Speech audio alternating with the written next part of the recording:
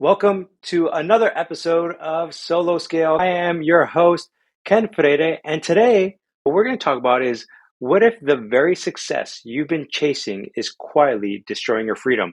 Alejandro Reyes built a thriving agency serving celebrity clients and hitting seven figures, but behind the scenes, he was having panic attacks, drowning in client demands, and running on fumes and ultimately burning out.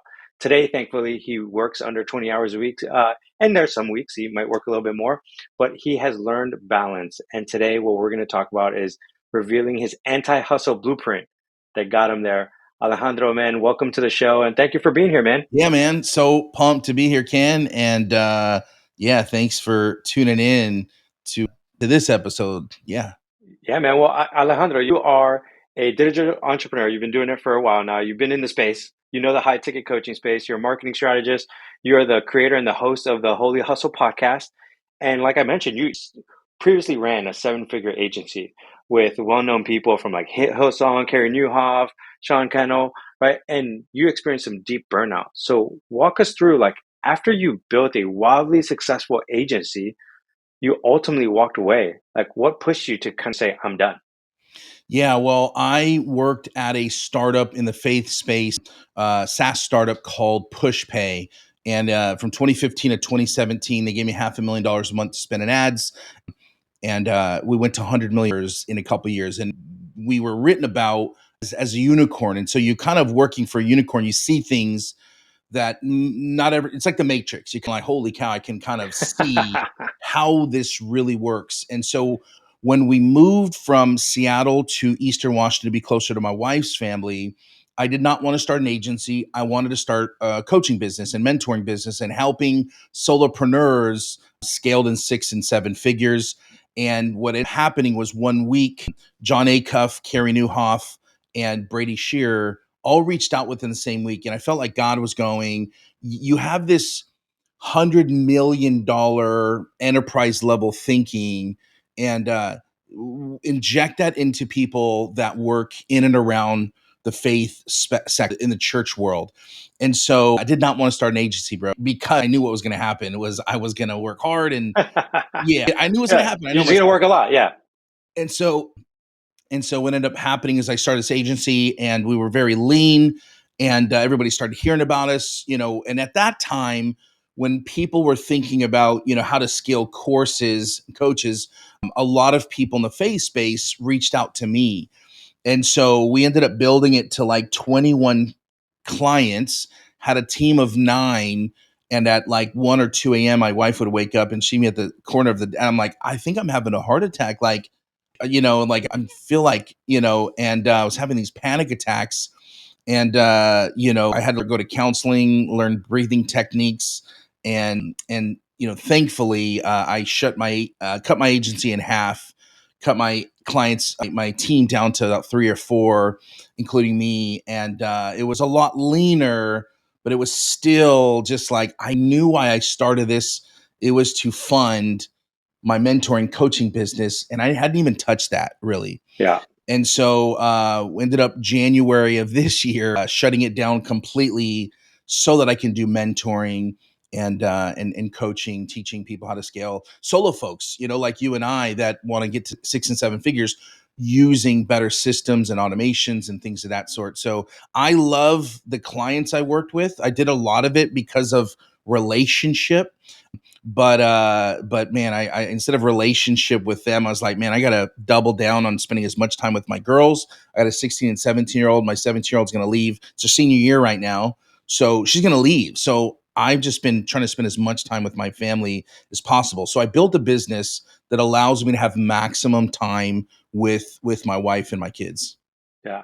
And that's where a lot of people who are in the solopreneur world want, right?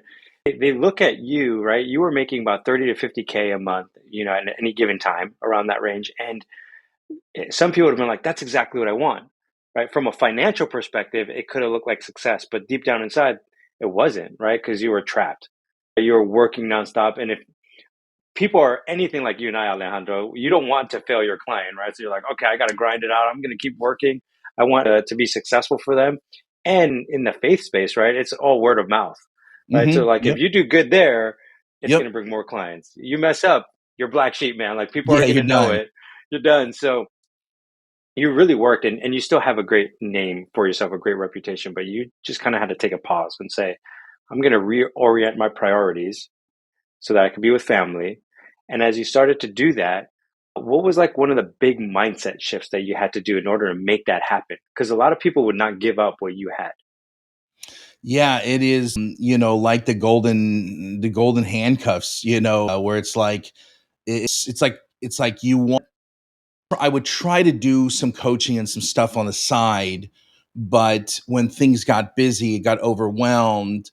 My new stuff, my mentoring, my side hustle wasn't the priority. I would always need to make sure that my clients got results. So when you're running for ads for clients, ads are 24/7. So you kind of always, even though I have a media buyer, you're always kind of looking at it. And so that's why I think I wanted to do something different. I wanted to do it on my own. And I just set a date, like January was the date.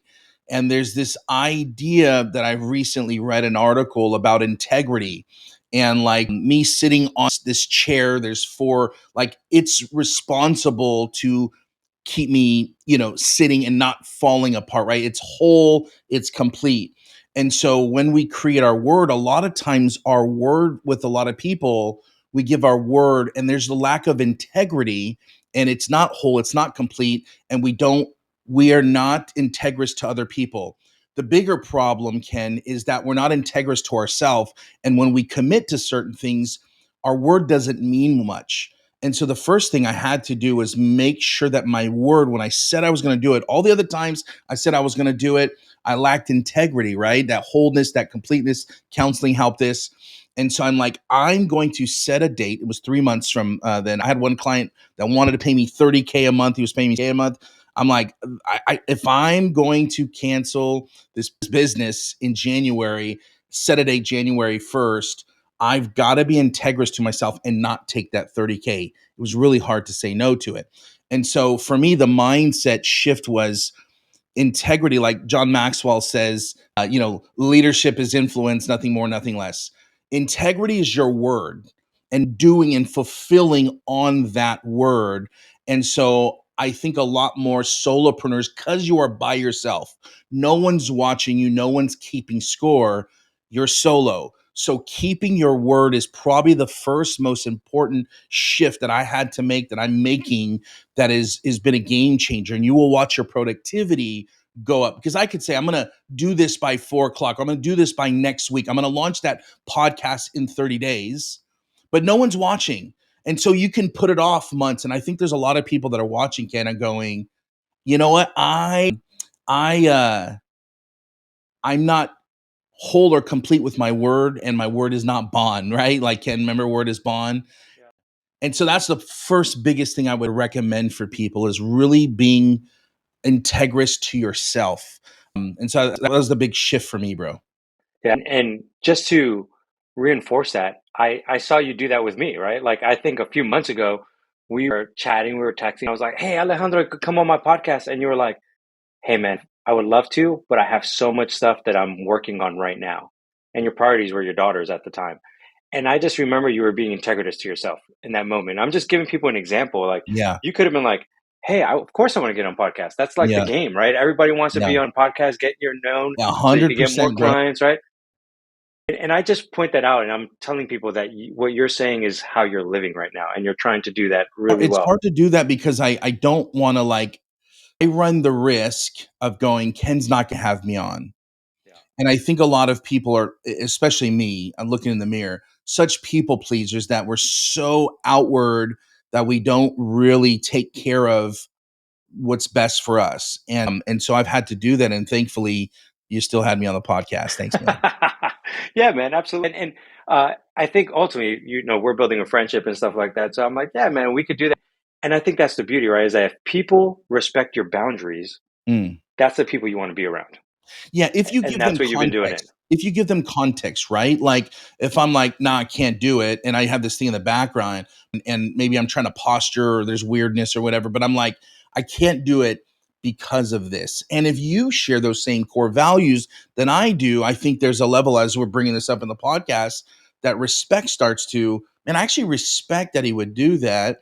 And I'm more interested in talking and having a conversation, a relationship now, because there's shared core values. And shared core values are one of the most persuasive things in my mind known to mankind, because if we kind of see eye to eye, like we were talking about the Christian space earlier, like Yeah. someone's like a believer, I'm like, oh, it's like that's the homie right there. Like they got similar trust, not to man, but also to God. And so for me, giving you a reason why and context, people say, I've heard someone say like, content is king, but context is supreme.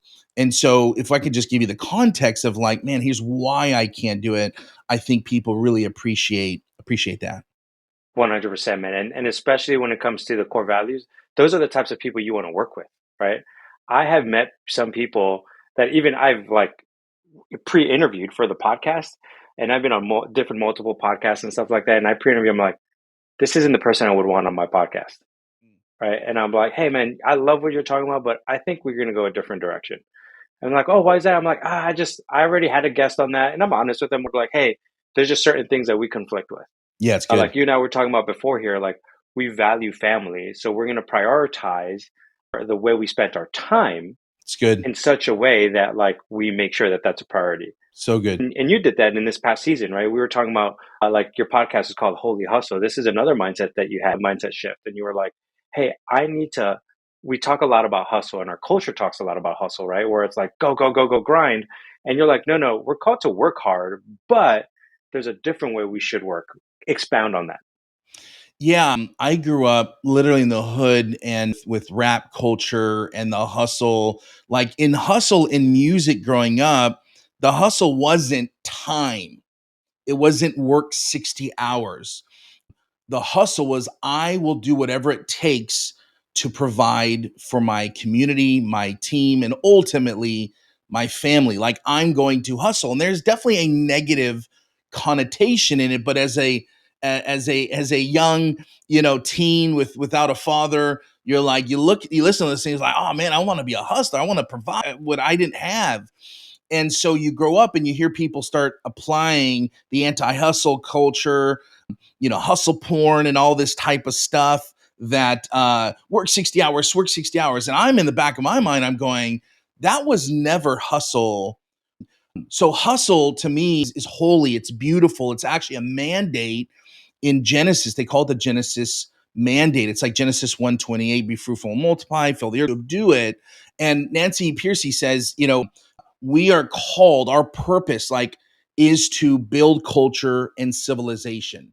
Like that was old to have kids, which is very important. Family's important, but was to build culture and civilization. And so we are called to kind of create and build. That is such a holy and beautiful thing. So don't ever let someone, when you're struggling and you have to, where kids are going out, hanging out with mom, go work from 8 to 10 on Saturday. Now, keep in mind, I'm not saying that should be something you do all the time.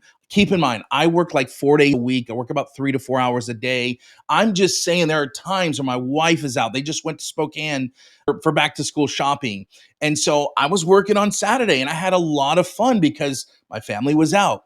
But we're supposed to work. It's a beautiful thing. That was our original purpose here. But the key word is purpose. When you're working, make sure there's some purpose behinding where it's not just about you, but it's about the work, the talent, the time, treasure, and talent that you have is all about giving it to other people. So it's almost selfish to keep that work to yourself, because I believe, Ken, I really believe this with all my heart, that there are things and talents and giftings that I have inside that if enough people heard about it, it would be their breakthrough. Like you have, I believe that you can have some things inside of you that if you were to keep that inside, that's probably one of the most irresponsible things.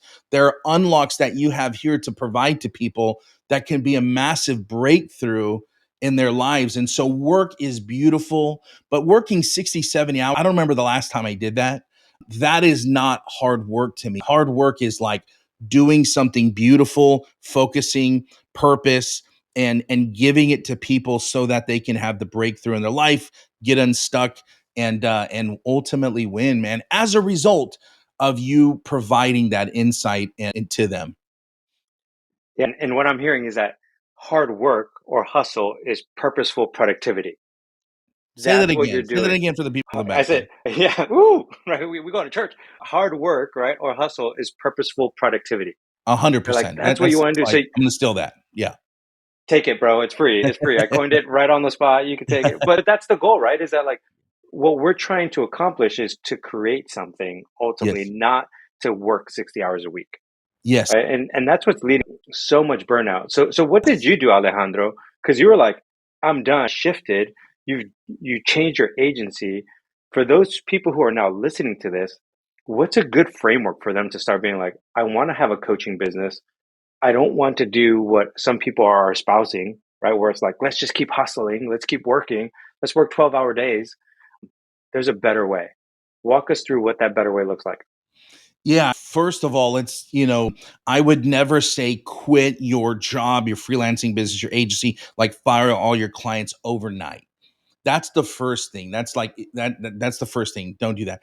But when I had this agency, so before I worked at this faith startup Pushpay, I was doing launches with coaches. So I'd been doing direct response marketing for a long time, got to Pushpay, took all that knowledge, injecting it there and at a higher level. And so when I started injecting it to these kind of like Carrie and Sean Cannell and those folks, there was system and process I take, right, is very, very simple. You got to build your audience.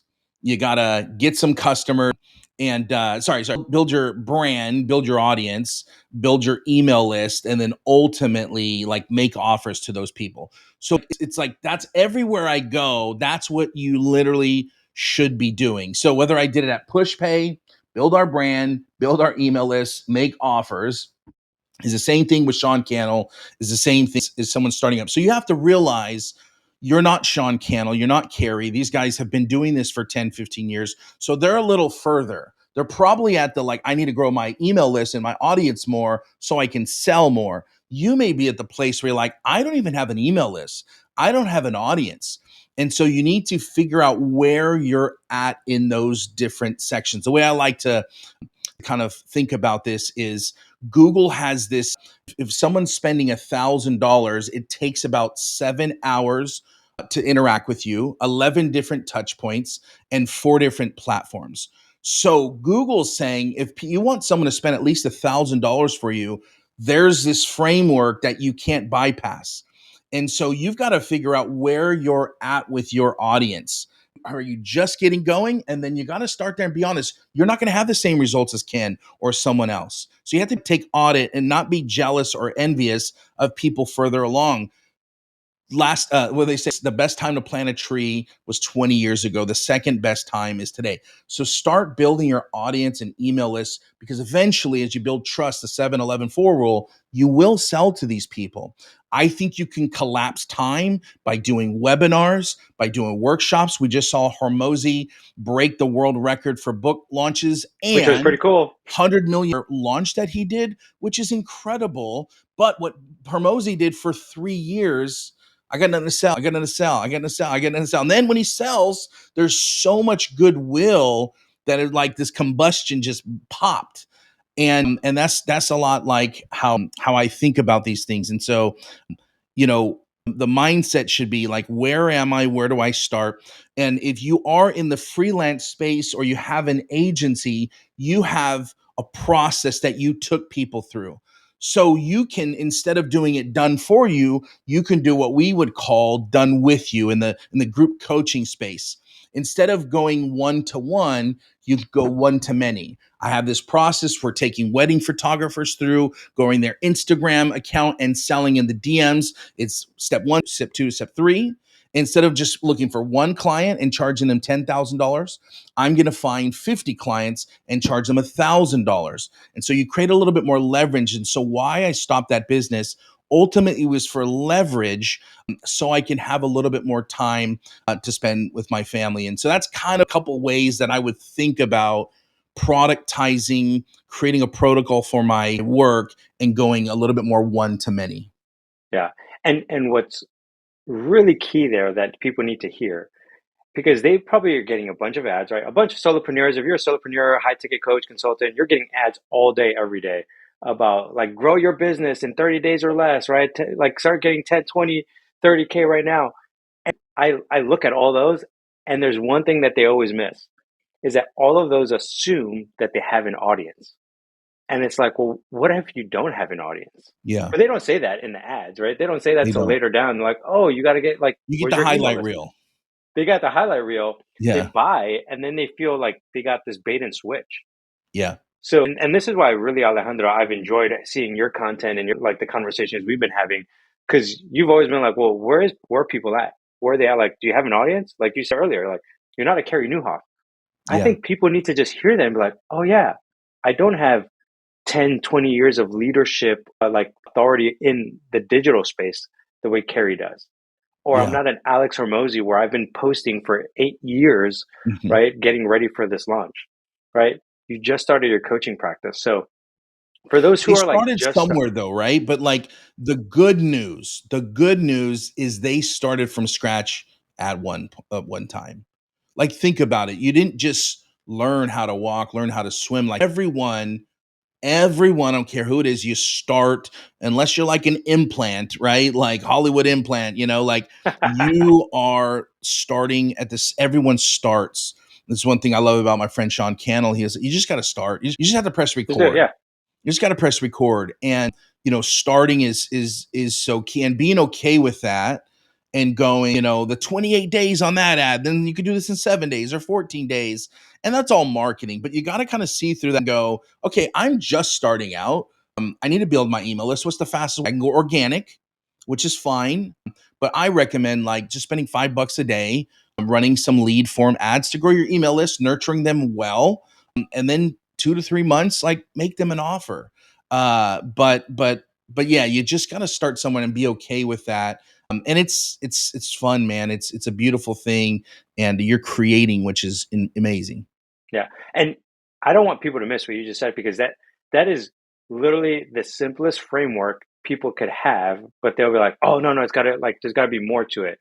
So your framework would be $5 a day for an ad, lead form ad, grow your email list, and then from the email list, you nurture them to an offer.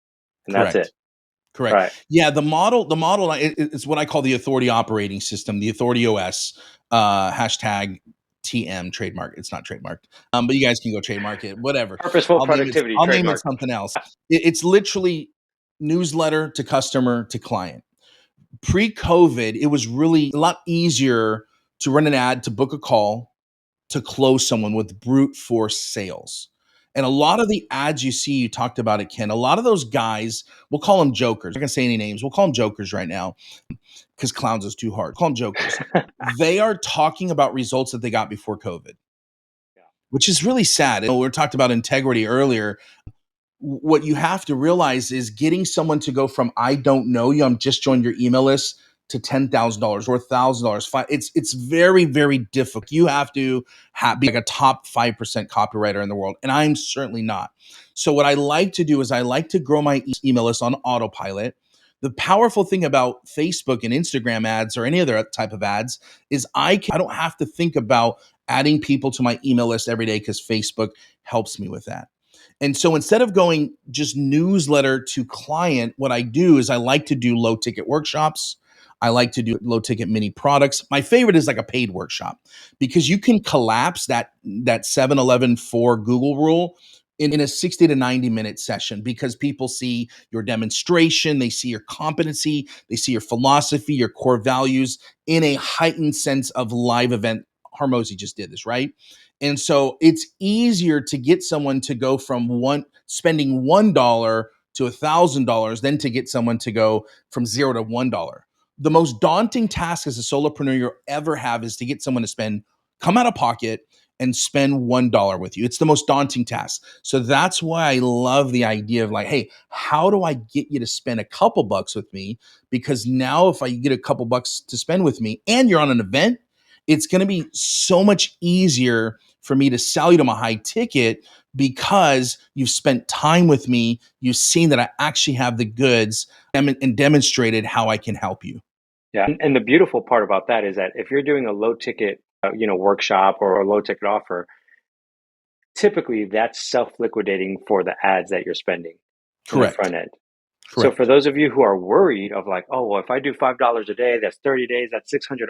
Like you're doing the math. You're like, where am I going to come up with that money? Or I did horrible math right there. That's $150, Yeah, right? yeah, yeah. A month. I said 600. It's pretty much. But you're saying, no, look, do that. Have a newsletter, then a low ticket offer. Right? That if you get 10 people in it, how much do you typically charge for a low ticket workshop? Anywhere between $5 to $27. Okay, so $5 to $27. Let's just say $5, right?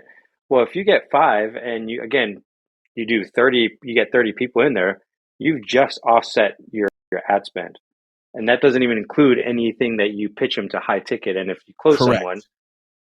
now you've just made your money and you're golden. 100%. 100%. And that's it. That's the framework. Nothing super complicated, Yeah, right? Because they're it's in the the workshop. unsexy that produces the sexy. This is one of the reasons I'm the biggest Cody Sanchez fan. She talked about boring businesses, Oh yeah. and no one wants to hear it. They want the Lambo, the beach, and all that stuff. We do the beach. We do the beach, but it's really, are you willing to do the boring things? Are you willing to do the unsexy things? Because if you do run that play long enough and trust the process, there's definitely fruit at the end of that. And again, the unsexy really produces the sexy for sure. And as that happens, when people are thinking about their high ticket pricing, one of the things that you've done now with your new model, you don't have like a large sales team or anything like that, right? We sell If I everything on DMs, bro. Like we have no sales calls. That's awesome. And that's what I think a lot of coaches would be like, dude, how do I do that? So when you're on the webinar, do you share your pricing or how do you go from webinar to pitch to the high offer that you don't need sales calls? Because that's where a lot of coaches I feel get stuck. They're like, oh, I don't want to be on a Yeah. sales call. So when you hear about people doing sales calls and all that stuff, it's brute force sales. I've never heard about you, but I'm gonna use persuasion and brute force to buy. This is why refunds for those people, they get their Stripe accounts banned and all that kind of stuff. For me, Peter Drucker said the aim of marketing, the goal of marketing is to make sales superfluous, meaning the goal of marketing, the emails that I write, the top of funnel ads that I create, the workshops that I do, all I'm doing with all of that marketing is pre-selling people on why they should work with me. There's a book up there by Cialdini called Persuasion. It's all of the persuasion that happens before you make the offer, so that by the time that they see a Google Doc, which I call them a money doc, by the time they see a money doc, it's like them sitting on a fence and just me tipping them over. It's so easy. So that's kind of how we are able to sell and close by chat or email. But when I'm doing it on a webinar or a workshop, the same thing. They the first time they see me is not the webinar. They've seen emails, they've seen ads, they have context of who Alejandro is. And what I do on the webinar or a workshop in the beginning of it is like, hey, I'm gonna give you everything you need right now to go do this thing. So this one coming up is all about workshops. And it's basically, by the end of this, you can run a workshop and make some money. You're going to have everything you need to do it. I'm not going to make this incomplete. If you want, at the end of this, I'm going to make you an offer to do it with you so that you don't have to go out alone. So just heads up. So through that workshop, through that webinar, I'm kind of future pacing. Like, so when you do work with me on this, and you'll speed this up when you're working at the end of it, say, I told you at the beginning, this is going to be complete. You have everything you need right now. If you leave right now, I just want you to let me in the future, give me a testimonial. Like, let me know you did it by yourself. That makes me feel really, really happy you did it alone. But there's some of you, if you're like me, you want the fast track, you want the shortcut. I've got templates. Would it be okay if I shared that system with you? 100%. Yes, yes. If no one says yes, I'm great job, guys. See you later, Yeah. like whatever. But that's not gonna happen. And so I introduce them and I talk about what they're going to get. Got some bonuses. I let them know there's a certain type of guarantee. I let them know that there's certain type of urgency that they buy right now. They get an extra call, they get an extra this, they get an extra bonus or whatever it is. And I make the offer. And then for about 4 or 5 days after that, I let them know via email, because there's about 60% of people, 70% that maybe didn't show up, that I'm emailing them, and you get a lot of email buyers from email as well. And so it's just a really kind of 7-day kind of cycle to collapse the 7-Eleven for role. There is data. Google, they're pretty big. They have this buyer data on $1,000 price points with all the content and really spend 7 hours, or you can put together a really simple webinar, really simple workshop, and collapse that where someone can buy very quickly on that call. And I think you can give them the price if it's up to about $3,000. I don't mind that, Yeah. but I might go through all the benefits. And if they like to learn more, hey, do me a favor, type I'm in or whatever. I did couch money earlier this week on an email, but I'll send them a Google Doc. Hey, just so you know, you have tell blah, blah, blah. Here's a Google Doc. I try to sell and reveal the price then, but for higher than $3,000 or $4,000, Google Doc. I have had 2 to 3 sales calls. I think it's 2 or 3 that are about 8 to 9 minutes over the last 3 or 4 years. So I'm not saying I'm not opposed to sales calls. And if you like sales calls and you're good at sales calls, or you're just getting started, you should be doing sales calls. What I'm saying is if you filter people and pre-sell, you go from a 45 to a 60-minute sales call to 10 to 20 minutes. So that's kind of the philosophy when I think about how to sell today. Yeah. And that for those of you who are listening to this and you're like, I hate calling, right? One thing that you said that's really important is like, don't forsake them. If you've never called, especially if it's a new offer and you're testing it, you probably should get on a few calls, right? Like just to make sure you're hearing the objections and stuff like that. But then afterwards, it's all in the front end, Yeah. I gotta pre-selling tell you them this one all the way through. story about Yeah, go for it, man. I saw this guy and I liked his marketing a lot. We get on a sales call and he's probably 24. And at 24, I wouldn't mind sales calls. And he said, Yeah. Alejandro, I'm gonna make sure that your calendar's booked. I looked him dead in the eye on Zoom and I'm like, that sounds awful. And he did the beatbox. He's like, what? He like gave me the beatbox and I was like, why? I'm like, first of all, I didn't tell him this, but like he didn't really know his audience and what I wanted most. And what I didn't want is I did not want full calendar. I actually want nothing on my calendar except for content creation and stuff. And it just sounded so awful. But so here's the thing.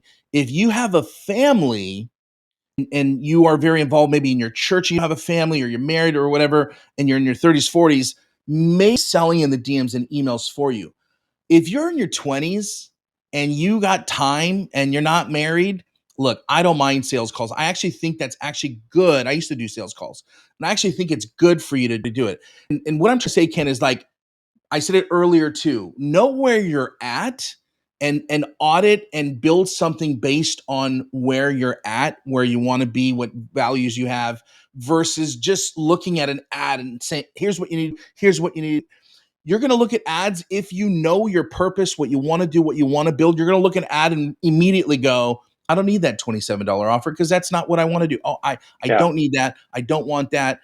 And so you just got to really understand who you are, where you're at in your process of starting out to, am I Hermosi? I'm not Hermosi. I'm probably right around here, right?